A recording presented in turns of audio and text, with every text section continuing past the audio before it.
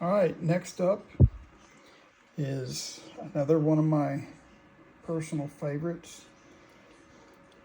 This is a Taurus 38. I carry this every once in a while